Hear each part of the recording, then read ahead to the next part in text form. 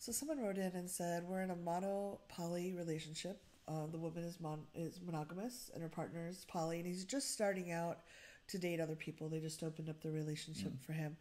And he's had a couple of dates, but the dates didn't really work out. But now he's met someone he's really liked, and he's really happy. She's poly, and she wants to be really happy, but he's really in the new relationship energy. He's hyper focused on this new girl, and she wants to. They want to meet, but she's also feeling really jealous, and she doesn't want to meet this other woman until she feels a little less. Like, she's feeling really jealous about the hyper-focus her boyfriend's putting on this other person. Mm-hmm. And she's wanting to know if there's ways to handle that. This is Reid Mahalka from readaboutsex.com. Cathy Vartuli from the intimacydojo.com. It's a great question. It's a great question. And it was such a great question, I put on a tux.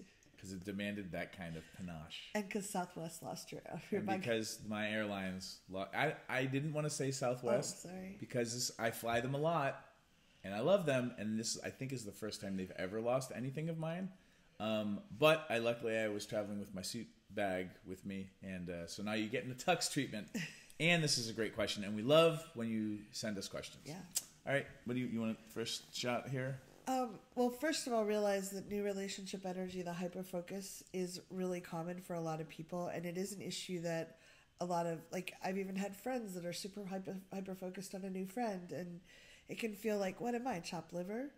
And so being aware that it does happen to other people, and maybe helping your partner be aware that he is doing it so that he can make a conscious effort to be attentive to you as well might help. Mm-hmm. Just being able to talk about it and say, hey, I know this is a thing, and I could use some appreciation and some focus time as well. Mm-hmm. Asking for what you want might be helpful.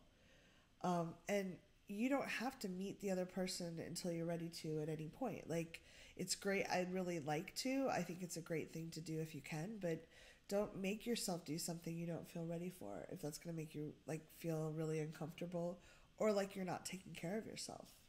Yeah, and when they wrote in, I didn't remember this piece. They're new to opening their relationship? Yes. And is the person who's feeling jealous, have they been poly before? No, they've both been monogamous before. She is monogamous, and it goes on saying that his hyper focus is making her feel insecure. So this is the first time this has shaking happened. The relationship a little. All right. So here's my advice. Take it or leave it. Cathy's advice might be much better suited for this. My hunch is that meeting the person will help faster or help sooner, even though it might kick up more anxiety, because the person might be fucking fabulous and you're like, oh shit, I can't compete with this. Yeah.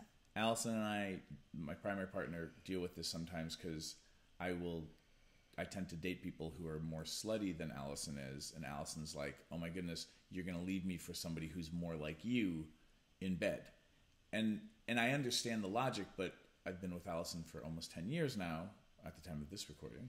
And it's like, I'm poly, so why can't I just have both? Mm-hmm. So, understanding that you don't push yourself before you're ready, but also if you've never done this before, you might want to beta test meeting the person sooner, because that actually might shift everything way faster than you waiting for your partner who's in love energy, right? Like, who has the love blinders on, to calm down enough for you to start to feel more secure. It often takes up to 6 months for the new relationship energy kind of settle in. So that could be 6 months of agony. Yeah. Whereas you could, summon up the courage to meet them and then maybe kind of catapult yourself over some of that anxiety.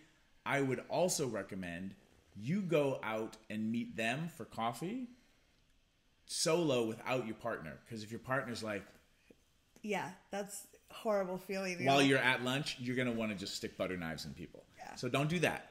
Never stick butter knives in people. Forks work much better. Spoons. Use spoons. Spooning before forking and forking before knifing. Who knows? Wow, that was a tangent. So the idea here is, you're experimenting because this is new. I have some products on my website around jealousy. Really good ones. And understanding jealousy. We've already shot videos on jealousy, so you might want to just on this channel look, type in jealousy and see what other videos we have. So this is a great learning experience for both of you, and be gentle with yourself, but also know that, waiting for the right time might not be the right choice. And again, we don't know yet because you're just discovering this about yourself. Yeah, and I would encourage you to use your words with your partner, and at least ask for what you want. If he's, if he's in the past been more attentive, can say, hey, like, I'm noticing that you're talking a lot about this new person. I'd like to talk about us. Can we have a time where we're focusing on us rather than, I know this is new and exciting, acknowledging that, but asking, I really need some time to know that I'm important to you too. Yeah, and the other thing I would also take a look at, and this is tricky to do, is how much has their behavior really changed? If they're doing all of the same stuff that was making you happy before they were poly, like if you're getting actually pretty much the same kind of attention and you were happy then, and what's triggering you is that they have things that you're seeing them do to another person. Like if there's not really a big drop in the amount of time and things that you're doing with each other, have a conversation about that too. Because what I've noticed happen in my relationship with Allison is, there's a piece that's triggering because Allison's seeing me behave in the way I behave with Allison with a lover of mine. And then we think because, and again, this is all dependent on people, and Allison may even watch this video and be like, dude, you got it completely wrong. So, but the thing is that as somebody who makes people feel jealous sometimes, I've actually been doing my due diligence to make sure everyone's tanks are full, but they get upset because my focus is on somebody else. Whereas if your partner had picked up golf and was spending time and energy on golf because it's not a lover, you don't have the same reaction.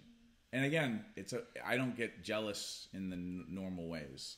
So I'm saying it with those filters, but also appreciate your partners for how they do show up, even when they're in love with somebody else. And I understand that it can be threatening. Yeah. Let's come back and do I want to ask another question on the same topic. Leave Awesome. comments below. Thanks for watching. If you'd like to subscribe to my social media, it's right there. And please subscribe to this channel there. If you'd like to see more goofy Reid and Cathy, there's more videos there. See them. Why are they there?